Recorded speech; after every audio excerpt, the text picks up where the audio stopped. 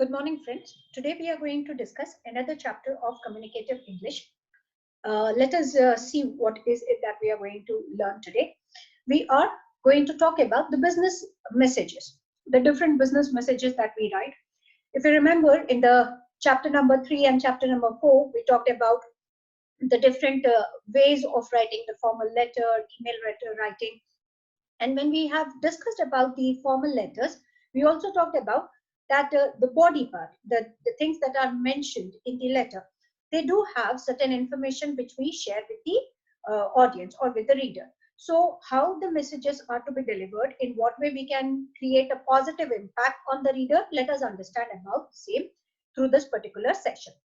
In order to write effective messages, it is very important to understand that your thoughts should be properly organized. If you really want to have a proper effective communication, you need to understand what message is to be delivered.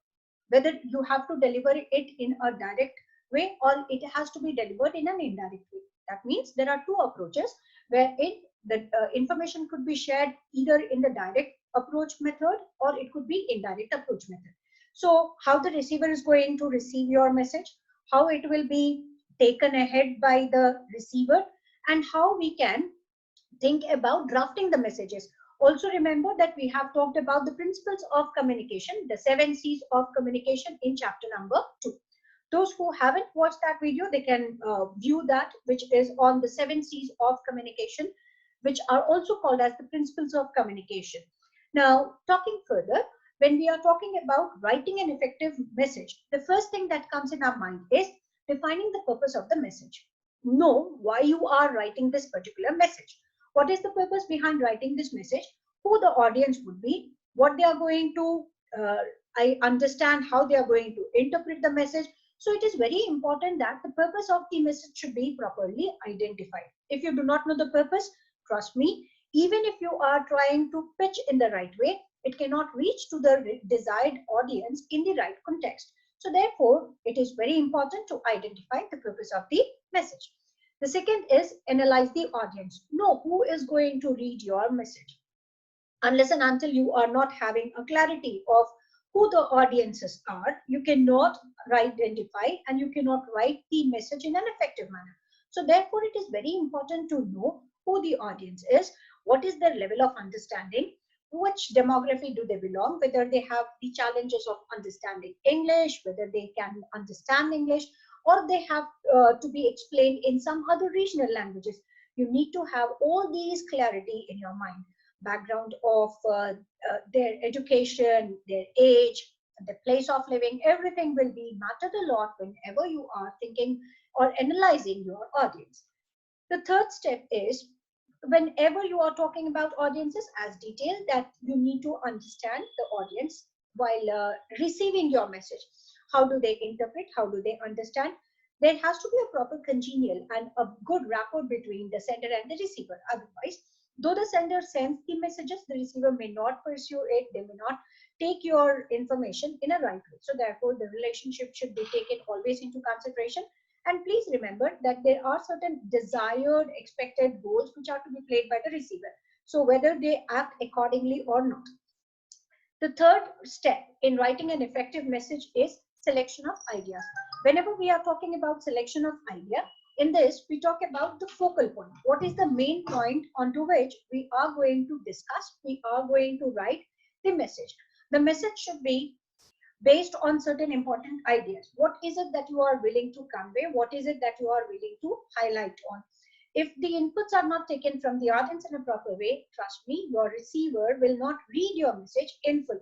So therefore, it is very important to have a proper idea, a proper understanding. What is it expected from the audience?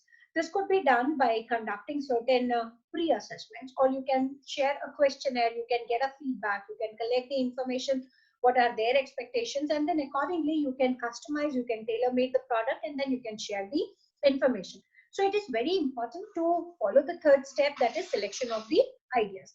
The fourth is collection of relevant facts and related ideas, information.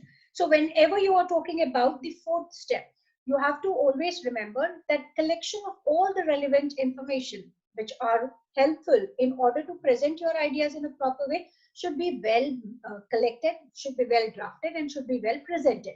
If you have collected the information but you did not share it with the audience, trust me, it is not going to create a positive impact on their thought process. So therefore, it is very important not only to collect the information but also to share the information with the right audiences so that they can work accordingly.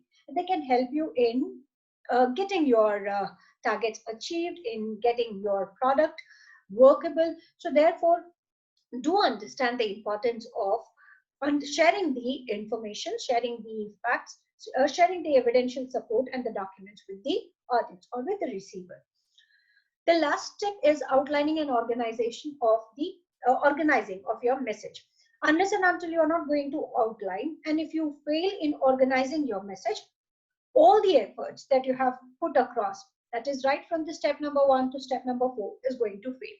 It is very important to outline what is it that you're going to start with, how are you going to conclude, and how are you going to present the expectations part. Everything has to be properly organized and outlined. If this is not done in a proper way, you are going to fail in writing, or you are going to fail in presenting an effective message with appropriate skills. So therefore, it is very important to understand that, create a proper outline so that you can organize your message in a proper manner. Always remember, whenever we are talking about writing an effective message, it is divided into 3 categories. The first thing that you have to do is you have to compose the message.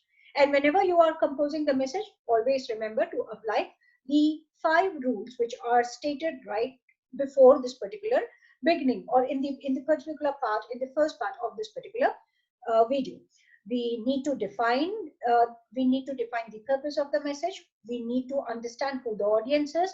We have to select the ideas. We have to select the ideas and support it with relevant facts and figures. And then we need to create a proper outline and organize the information. After composing the message, revise the message. See whether you have kept each and everything in a proper manner, whether you have presented it in a proper way or not, whether the audience will understand it and interpret the right information that you are willing to share in a right way or not.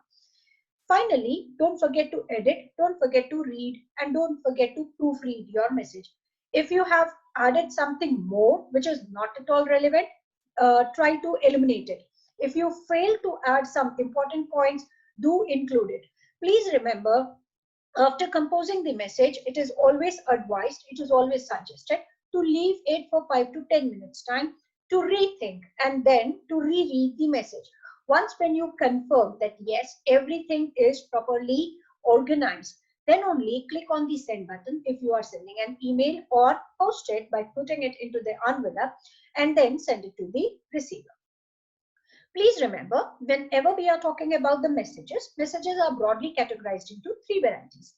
The first is called as the positive message, second is the negative message, and the third one is persuasive message.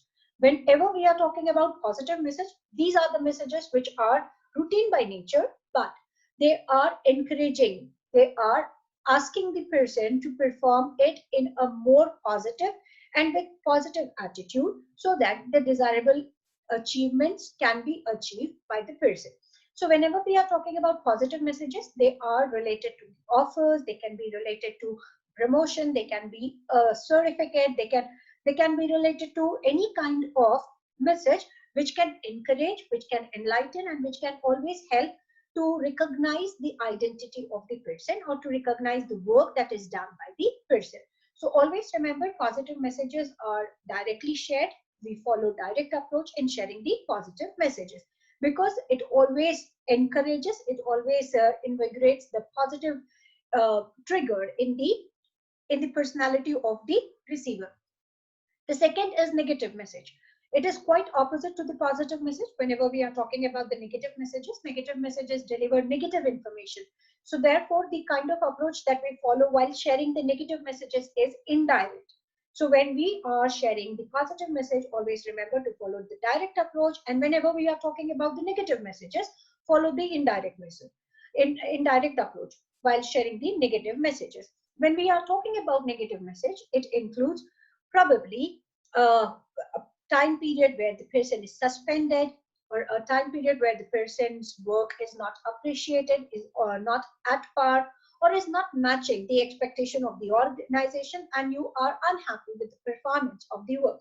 So therefore, these negative messages are always those, by reading, the person, the receiver will feel little setback, he will be dejected, he will be sad. So therefore, whenever you are presenting these negative messages, keep in mind that it has to be indirect approach that is to be applied, and make sure that it also generates a positive bent of mind, so that the person can start working, can understand their weaknesses, but can start working on their developmental areas, so that they can turn this weakness into strength.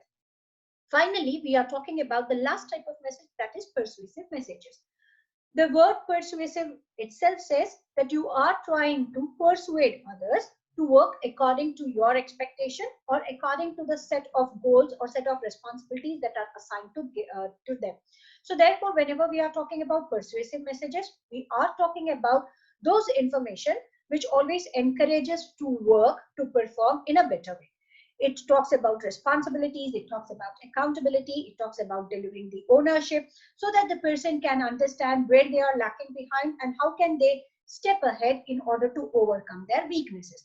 Persuasive messages are the best way of adding along with the negative message, so that the person can get to know about the weakness, but at the same time can also get motivated to work further in order to overcome the weaknesses. So in this particular session, we have discussed about the steps that are to be implied in order to write an effective message. Whenever we are talking about messages are to be categorized into three categories, wherein you compose the message, then you reread the messages that you have written, and finally proofread it. When we talk about the types of messages, they are divided into three broad categories. The first one is the positive message, second one is the negative message, and the third one is persuasive message. That's all in this particular class. We are going to come back with another topic on the communicative English. Please remember that these are something which are to be applied by all the people, whether we are talking about our personal life or professional life. So if you are applying these tips or these techniques of writing, automatically your communication will become effective. That's all for today's class. Thank you very much for joining us.